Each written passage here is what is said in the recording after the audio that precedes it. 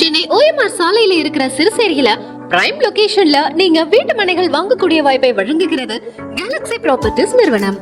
இந்த நிறுவனத்தோட DTCP and ரேரா அப்ரூவ் கொண்ட காசா பால்மரா கேட்டட் கம்யூனிட்டி மனைப்பிரிவு சிறுசேரி IT பார்க்குக்கு அப்படியே பேக் சைடுல லொகேட் ஆகியிருக்கு.